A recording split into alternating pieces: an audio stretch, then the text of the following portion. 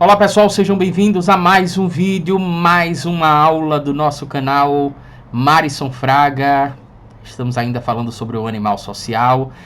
Tem tanta coisa para a gente aprender que a gente ainda está no capítulo 2. Eu não sei se isso aí é fonte de agonia, de ansiedade para muita gente, mas para mim isso é fonte de... Eu adoro quando eu pego um livro assim que eu já aprendi muito e ainda está no início, né? É esse caso aqui, é por isso que a gente sempre diz que esse livro é um livro de cabeceira que você tem que ter em casa e tal.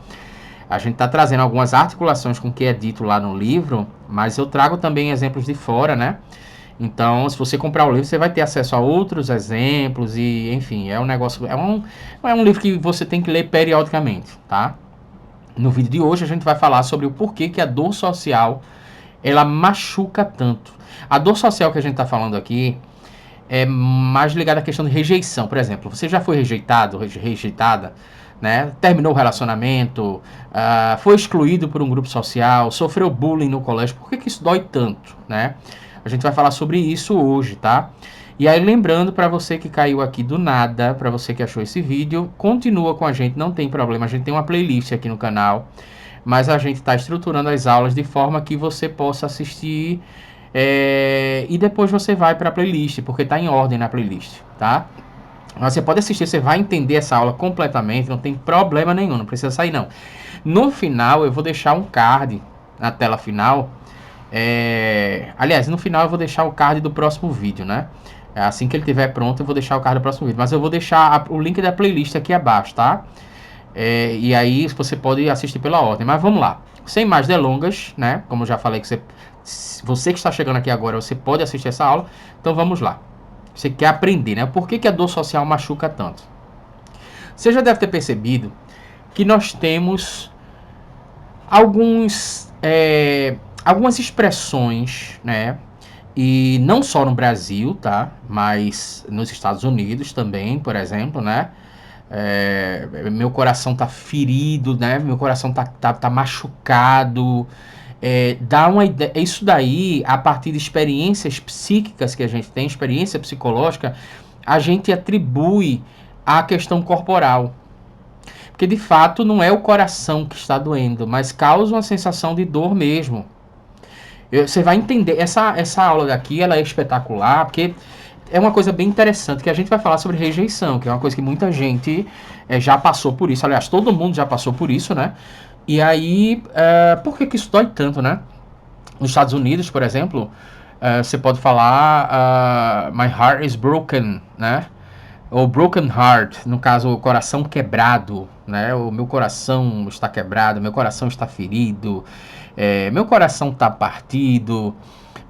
Algumas experiências que você já teve, eu pelo menos eu já tive, né? Algumas experiências, por exemplo, de rejeição, de abandono, alguma coisa nesse sentido, que parece uma dor física que você não sabe exatamente localizar de onde vem. Mas dói. Inclusive você faz alguns gestos de autoapaziguação, como por exemplo massagear o coração, massagear os braços. Enfim, o porquê que existe essa relação que a gente não percebe, não para refletir sobre essa relação entre a dor social da rejeição, ou a dor social, por exemplo, da humilhação. Estou falando de rejeição, mas tem também a humilhação, né? Você, sei lá, vamos supor que você vai fazer uma apresentação e essa apresentação ela dá errado. O público não aprova muito, né? Os comediantes falam muito isso, assim. Os comediantes falam que o pior não é você tentar calar um comediante. A pior forma de você tentar calar um comediante, quer dizer, não é juridicamente, mas é simplesmente não achando graça da piada dele. Porque isso causa uma dor muito grande, né? Uma sensação de humilhação, uma sensação de vergonha.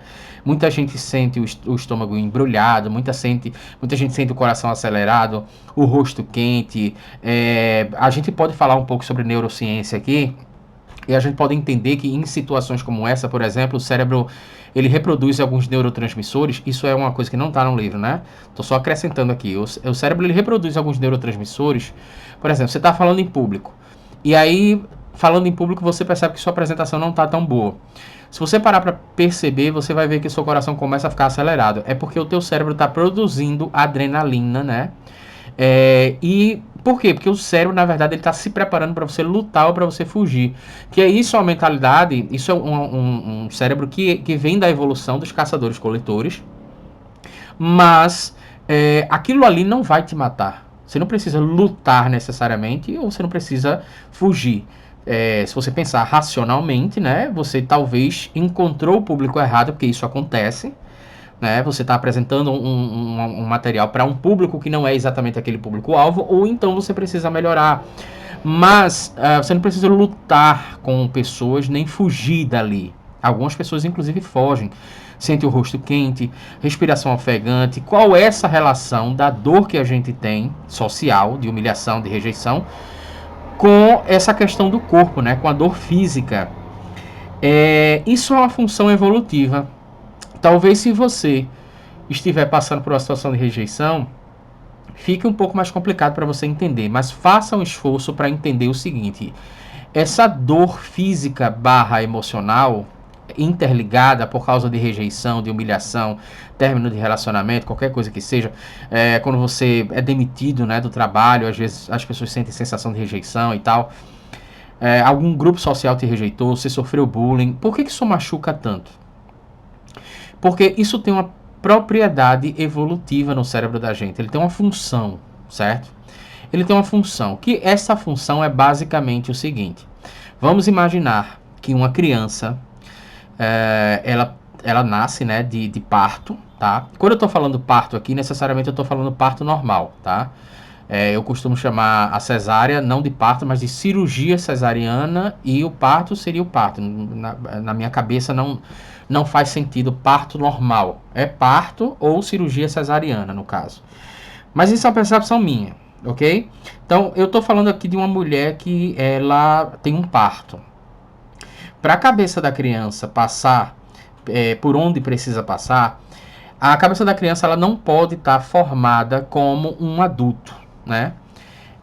Inclusive, se você já presenciou um parto, você vê que a criança, muitas vezes, ela sai com a cabeça meio que em formato de sei lá, como se fosse um cone, sabe?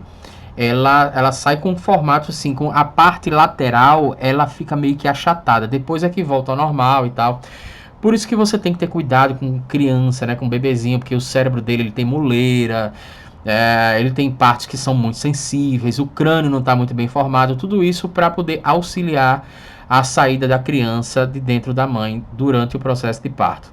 Entretanto, o cérebro da criança só vai estar formado com 24 anos, que aí já não é mais uma criança, mas o cérebro com 24 anos, a neurociência já comprovou, é quando ele está ali finalizando, né, nos processos finais, finalizando, digamos assim, a parte mais rebuscada, né, do córtex pré-frontal e tal, que é a parte que fica diretamente após a testa, né, na parte de trás da testa e tal. Então, o cérebro humano, ele só se forma realmente com 24 anos, né, neste período mais ou menos, tá? Onde é que a gente está querendo chegar com isso? Se uma criança, por exemplo, ela nasce e precisa de cuidado, outra pessoa precisa cuidar dela, ok? Então ela não nasce pronta. Nesse sentido, por exemplo, a gente nasce muito imaturo, né? Alguns filósofos diriam que acho que Rousseau fala um pouco sobre isso, né? Sobre a nossa pobreza de instinto. Você vê muitas vezes determinados animais com horas que nasceu ele já está aprendendo a andar. Mas a gente tem uma pobreza de instinto muito grande que a gente precisa durante muito tempo de outra pessoa para cuidar da gente. E aí, se essa dor da rejeição e do abandono e da quebra de laços sociais não fosse forte desse jeito, vários de nós seríamos abandonados, porque você há de convir que dá trabalho cuidar de um bebê, por mais amável que ele seja, mas dá muito trabalho, você se priva de sono, você se priva das suas prioridades, inclusive até em alguns casos de necessidade fisiológica, eu estou falando por conhecimento de causa, né? Por já ter, enfim, ter sido o grande responsável ali pela criação, pelo cuidado, na verdade, pela maternagem, né, do meu segundo filho e tal. E o primeiro também, quando ia passar final de semana lá em casa, muito novinho, muito bebezinho, você tem que se acordar de madrugada, esquentar o leite, a mamadeira e tal. Então dá trabalho, é fato. Agora, é algo extremamente prazeroso. Você cria um laço muito forte. Esse laço ele é necessário. Não só o laço com relação à criança, mas o laço também com relação a outras pessoas. Essa conexão, ela é vital para a gente sobreviver, porque as pessoas, na verdade, do passado, os caçadores-coletores que não tinham um cérebro que fazia questão com que eles fossem conectados com essas pessoas, com outras pessoas ou grupos sociais, eles morriam. Então, é como se o nosso cérebro ele fosse programado para estar em um grupo social para a nossa própria proteção. Caso a gente faça algum movimento que distancie a gente desse grupo social, a gente vai ter um sofrimento, que esse sofrimento, teoricamente, iria mobilizar a gente a buscar um outro grupo social ou retornar para aquele grupo social. Porque sozinhos nós estamos desprotegidos. Por isso, inclusive, há isolamento social e tal. Isso causou realmente um problema no psiquismo das pessoas, né? A gente ainda está vivendo alguns requisitos, na verdade, da pandemia, de pessoas que viveram em situação de isolamento social. Que a gente não tem um cérebro programado para isso, tá? E aí vem da questão da evolução do genes e tal. A gente já falou isso em outras aulas. Só para você ter uma ideia, né? Existe um estudo sobre a dor social e a ativação cerebral, que é esse terceiro tópico que está aparecendo aí na sua tela. Então, o que aconteceu, né? Colocaram estudantes universitários para Naomi e Matthew, né? São dois pesquisadores e eles têm uma maquinazinha que se chama exame de ressonância magnética funcional. É diferente de ressonância magnética. Ressonância magnética, eu posso estar enganado aqui, mas eu lembro que eu estudei neurofisiologia e o que eu vi de ressonância magnética é, por exemplo, uma máquina, você na verdade tira uma foto, né, do teu cérebro, por exemplo, para ver quais são as áreas que estão mais ativadas ou deficitárias e alguma coisa nesse sentido. Explicando em poucas palavras de uma forma bem simples. Agora, o exame de ressonância magnética funcional, ele serve para fazer o seguinte: você filma a área do teu cérebro que está trabalhando e você recebe algum determinado estímulo. Esse estímulo vai fazer com que teu cérebro trabalhe. Algumas áreas vão ser vão ser retraídas por esse estímulo, outras áreas vão ser o trabalho dessas áreas vai ser mais intenso, sabe? Por exemplo, quando uma pessoa toma bebida alcoólica, a área do córtex pré-frontal, que eu falei, que é a área mais racional, ela começa a trabalhar num ritmo bem menor do que geralmente trabalha. E quanto mais a pessoa bebe, mais vai anulando aquela área. Então, se você botar um aparelho de exame de ressonância magnética funcional num cara que está começando a beber agora, você vai ver que a parte de trás do cérebro dele vai começando, à medida que ele ingere álcool, vai começando a parar de trabalhar, sabe? Ou trabalhar numa frequência muito, mas muito menor, muito reduzida. Então, eu estou falando sobre isso para a gente entender a importância do exame de ressonância magnética funcional. E fizeram um teste que é o seguinte: pegaram estudantes universitários, né? E colocaram eles para jogar um jogo de cyberball. Eram 3 pessoas, né? Uma pessoa que estava participando do teste e outras 2 que já sabiam desse teste, mas não avisaram para essa terceira, né? Então, digamos que o cobaia seria uma só. Aí o jogo de cyberball tinha lá 3 pessoas jogando em determinado momento, sem avisar para essa pessoa que estava sendo monitorada. Os outros dois componentes, começaram a não passar mais a bola para ela, para essa pessoa, né?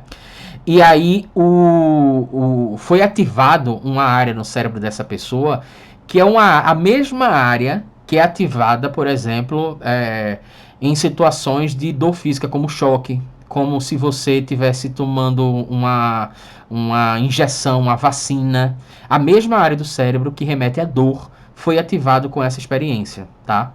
Então, o que comprova, por exemplo, que existe um padrão de ativação cerebral a partir dessa exclusão social e que realmente ela é muito ligada à questão da dor, né? Da dor física.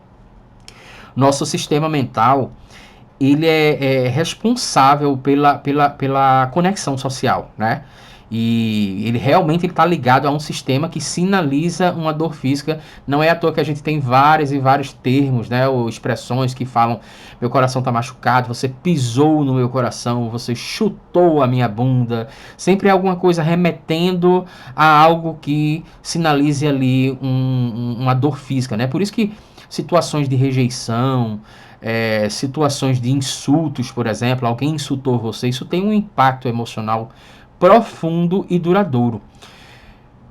Alguns estudos, por exemplo, acabam percebendo que pessoas que foram rejeitadas na infância conseguem lembrar isso com mais dor do que o castigo físico que elas porventura tenham sofrido. Então a dor da rejeição ela é muito maior e ela pode causar muito mais trauma do que o castigo físico. E aqui, obviamente, a gente não está estimulando o castigo físico, primeiro porque sou contra violência, sou contra a violência, não sei em último caso, obviamente, né? Se alguém vier tirar minha vida, eu vou ter que me proteger de alguma forma, proteger um filho, alguma coisa nesse sentido. Mas, regra geral, sou contra a violência e também não sou a favor de agressão à criança. Nenhum dos meus filhos eu precisei bater. E me orgulho, de certa forma, disso, tá? Que você não precisa bater numa criança, mas enfim, isso já seria uma outra discussão. Fora que isso é contra o Estatuto da Criança e Adolescente, espero que você, que é pai ou que é mãe, saiba disso, né? Então, assim, essa questão de rejeição, ela é uma questão que machuca muito mais do que o castigo físico, né? Do que as punições físicas. E aí é interessante você perceber, né? Você compreender, por exemplo, o impacto dessa dor social, porque é interessante, por exemplo, abordar essas questões como bullying, né, como exclusão social, e quais são as suas consequências duradouras nisso. Isso pode, inclusive, alguém que sofreu bullying, isso pode moldar as decisões da pessoa para a vida toda.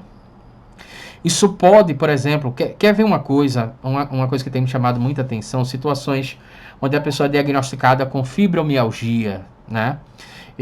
A medicina convencional, digamos assim, me parece que até então não tem estudos nesse sentido. Quantas dessas pessoas, né, que sofrem, por exemplo, com fibromialgia, quantas delas passaram por situações de rejeições e como foi essa situação? Como é que isso está ligado a questões emocionais? Eu lembro de uma pesquisa que eu vi, inclusive até o Dr. Laí Ribeiro falando, que foi feita uma pesquisa com mulheres que desenvolviam câncer, né? Foi feito apenas com mulheres, e várias delas, boa parte, a grande maioria, tinham tido perdas de 5 anos para trás. Por exemplo, a pessoa é diagnosticada com câncer hoje, num prazo de 5 anos para trás, elas tinham tido perdas, seja por morte, separação, algo que elas não tenham superado ainda, sabe? Então, se essa pesquisa estiver correta, a gente está falando de rejeição social, de situação de separação, de fim de ciclo, que pode realmente causar um adoecimento, e a medicina convencional pode diagnosticar, mas a causa real disso talvez as pessoas não percebam que é algo emocional, tá? Espero que você tenha gostado. Eu particularmente gostei muito de ler e principalmente de reler, né, para preparar essa aula aqui. Uma aula preparada, modesta parte, com muito carinho para você. E eu espero que você se inscreva no nosso canal, ative o sininho para receber as nossas próximas notificações. Eu te vejo no próximo vídeo.